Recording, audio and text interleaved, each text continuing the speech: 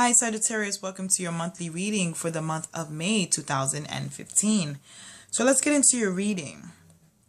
On the 3rd, we have a full moon in your 12th house of secrets and the things you do to get in your way, Sagittarius. Now, full moons are a time of fullness, awareness, and also a time to set new intentions on things that we would like to change in our life, Sagittarius. Now, this full moon is going to be having a little bit of a conversation, a little bit of a tension conversation too, with the planet Jupiter in your 9th house. Your 9th house is the house of long distance travel, philosophy, and higher education. So there's something that you're going to have to go in deep. And the 12th house is a very private house. It's a very mystical house. How do you get in the way of yourself? This full moon is basically asking you to confront truths about things, on how it is that you can expand yourself by not getting in the way of yourself, by moving out of the way, seeing truths the way they are. Jupiter is in this. So there is that daring, energy there to be optimistic, dare to be optimistic when things really don't probably suit things to your liking. But this full moon, like I said, is a time to set intentions. Every full moon, you can set intentions on birthing something new, illuminating something, and bringing attention to something that you would like to change for yourself, Sagittarius. On the 7th, we have Venus, the planet of love and money and pleasure, entering into your 8th house of regeneration. And your 8th house controls your partner's money, intimacy, your in-laws, properties, and banks. It also controls taxes. It controls regenerational things as sex, death, the underworld. Venus is going in here. It's bringing a lot of love into this sector. So maybe your partner might be getting paid more money, or more money may be coming into the home. Maybe your partner may also be showing you more love or intimacy, more affection and attention as well. The first card that I got for this month is courage for you. So this card is also speaking about having inner strength, Sagittarius, taking action, faith in your abilities, basically, potency, and basically to confront situations, to confront whatever situation is going on. We do have the full moon happening in your 12th house in the way that you do get in the way of yourself. So how can you stop yourself from doing that? This full moon is a good time to set intentions. And then we have on the 11th, we have Mars, the planet of action, the planet of aggression, the planet of endurance, going into your 7th house of partnerships and marriages.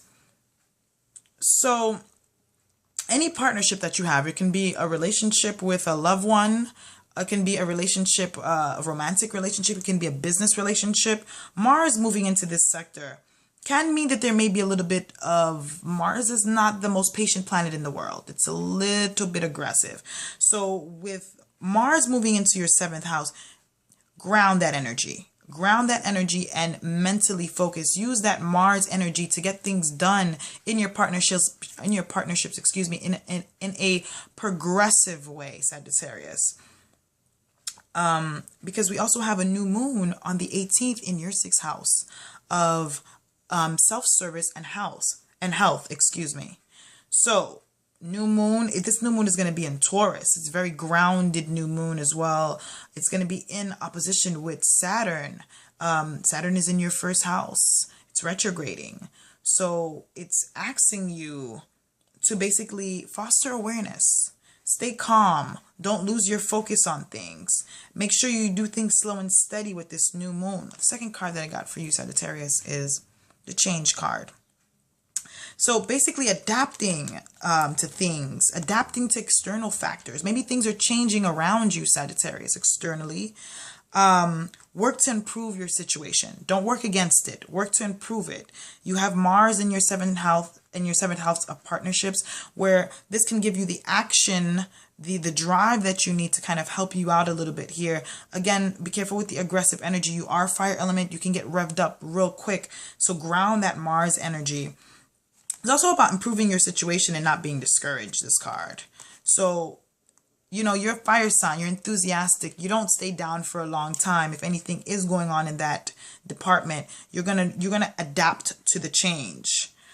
On the 18th, we have Mercury going retrograde in your 7th house of partnership. So the planet of communication is going to go retrograde. Hold the phones, stop the press. Not a good time to purchase any electronics, to sign contracts. Final decisions on things shouldn't be made during a retrograde of Mercury. It's really a time to reflect, not really the time to act. Mercury will go direct again in mid-June, June 11th.